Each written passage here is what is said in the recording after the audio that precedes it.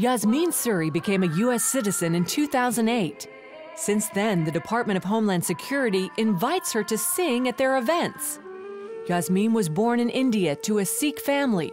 They moved to America when she was a child. She didn't speak English, and unfortunately, because of her ethnicity, she was the brunt of cruel jokes from the other children. I felt a sense of loss of control of my life, and I wanted to have control of my life.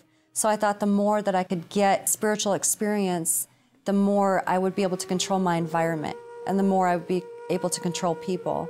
So I started getting into horoscopes. I started studying about psychics and witchcraft. I would begin to have demons, which I didn't know there were demons at the time, reveal themselves to me on a continual basis. And they would just speak to my spirit that I had been born for a purpose, and that purpose would be fulfilled. As an adult, Yasmin was engrossed in the occult. The experiences that I would have is I wouldn't be satisfied. It would just leave me just more empty. It didn't give me an answer. It gave me power and a sense of control, but there was no answer for me. She met a man who was involved in the occult. He took her deeper into witchcraft. I moved in with him, and we had quite an intense connection when it came to spirit and having the occult draw us together. In our house, we would have crystals, huge pictures of Ramses and Pharaoh all over. When her birthday rolled around, she asked a friend for a Shirley MacLaine book. Her friend was a Christian. So she gave me my present, and I opened it up, and it happened to be a Bible. So I said, "Oh, where's my book?" And she said, "Well, I wanted to show you something in the Bible." And she opened it up to Deuteronomy chapter 18, verse 9 through 14. And God says that those that consult with familiar spirits or wizard or enchanters, or those that practice necromancy, and a whole list of things, he said that those things are an abomination to God. And those scriptures jumped out at me from the Bible, and they jumped off the pages, and they actually went right through my spirit. And I was convicted of sin for the first time in my life. It seemed to Yasmin that everywhere she went, she met Christians. I would ask him questions like, how does this Jesus come inside of you? I mean, what does it mean that you mean another man comes inside of you? What does this born again mean? What does saved mean? So I would ask questions, and even though I didn't understand them, I would still learn. At home, her boyfriend became violent. Yasmin was also having vivid nightmares that kept her up at night.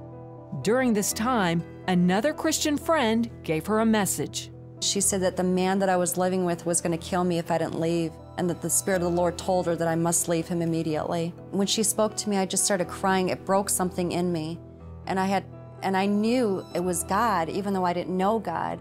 So I packed all my bags, and I told my mom that I was moving to North Carolina. She moved in with her brother, who invited her to church. I walked into that church, and when the worship started, I began to weep and weep and weep uncontrollably during worship and singing songs, and I had no idea what was happening to me.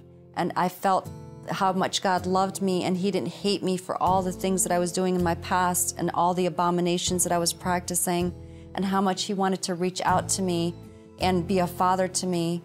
After going to church for a while, she made a decision. And I looked up into heaven and I said, "Jesus, I'm a sinner. I believe what people have said about you, that you're the Son of God, that you died on the cross for me and you died for my sins. I said, please forgive me and come inside of me and live in me and be the Lord and Savior of my life." The change was almost instantaneous. The next morning, all my bad dreams were gone. My torment was gone. Everything was gone. It was like a weight had been lifted off my shoulders, the weight of sin, the weight of deception. And I felt like I was alive for the first time in my life.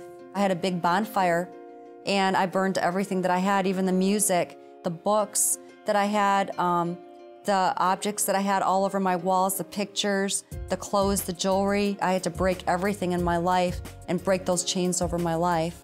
Yasmin's life was on a new path. It was really a pretty awesome walk with the Lord. I was thankful to the Lord for just opening my eyes so I could see. Instead of teaching people about the New Age, the Lord had me telling people how dangerous the New Age is. She always loved to sing, and as she developed her voice, she knew it was a gift from God. Come to Jesus, come home. I love music because music is such a way that God speaks to our spirit. And God says that He inhabits the praises of His people. I see so many people, whether it's in the church or out of the church, that are so lonely and they're hurting and they're desperate. Jesus is the only one that can fill that void. The Lord really spared me from death, not just spiritual death, but physical death and emotional death. I could have lost my mind.